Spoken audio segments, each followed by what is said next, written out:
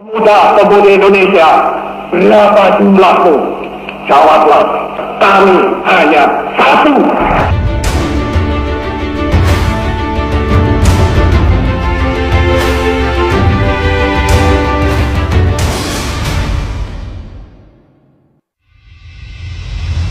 Satu tanah air, satu bangsa, satu bahasa persatuan Indonesia. Itulah inti Sumpah Pemuda yang menyatukan bangsa. Tapi tahukah teman-teman, ada sejumlah fakta seputar Sumpah Pemuda yang menarik untuk kita ketahui. Ayo kita cari tahu sama-sama. Sumpah Pemuda lahir pada Kongres Pemuda II yang diselenggarakan pada tanggal 27 sampai 28 Oktober 1928 di Jakarta. Para pemuda yang mengikrarkan Sumpah Pemuda berasal dari latar belakang suku, ras, dan agama yang berbeda. Meski punya latar belakang berbeda, para pemuda itu menyadari pentingan persatuan untuk meraih kemerdekaan Indonesia yang selama ini mereka cita-citakan. Sejak awal abad ke-20, organisasi perjuangan kemerdekaan umumnya masih bersifat kedaerahan dan berjalan sendiri-sendiri. Setelah Sumpah Pemuda diikrarkan, semangat kedaerahan itu pun melebur menjadi satu kekuatan. Masa ini menjadi titik awal bangkitnya kesadaran nasional untuk mewujudkan Indonesia merdeka.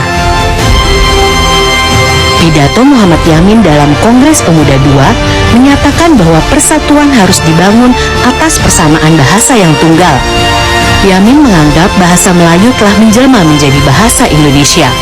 Oleh karena itu, Yamin menegaskan bahwa bangsa Indonesia yang terdiri dari banyak suku harus dipersatukan dengan bahasa satu, yaitu bahasa Indonesia.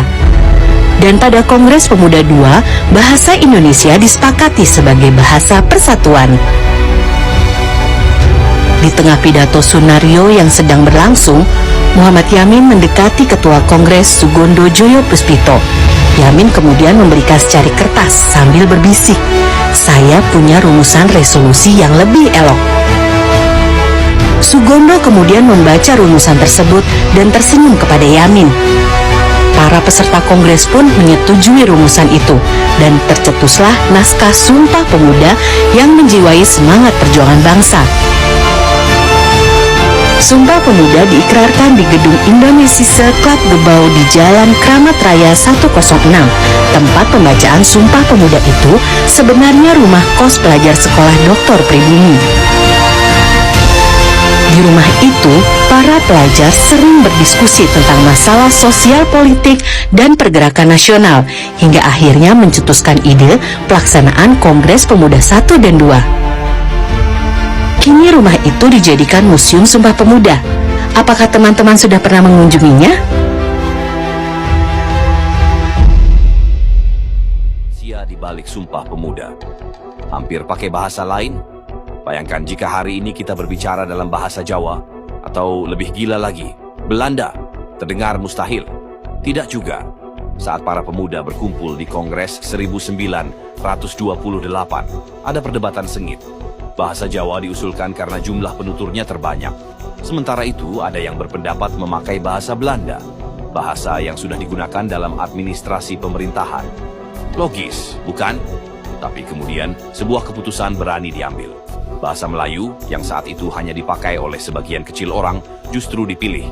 Alasannya, sederhana tapi revolusioner. Netral, mudah dipelajari, dan bisa menyatukan seluruh Nusantara.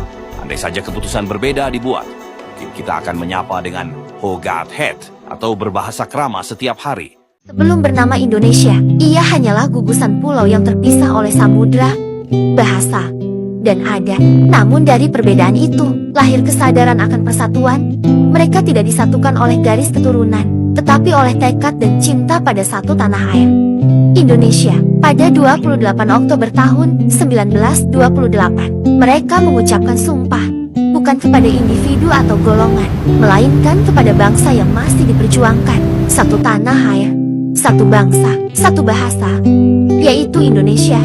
Sumpah itu menjadi nyala, menyulut perjuangan, menyatukan ribuan suara dalam satu semangat yaitu merdeka.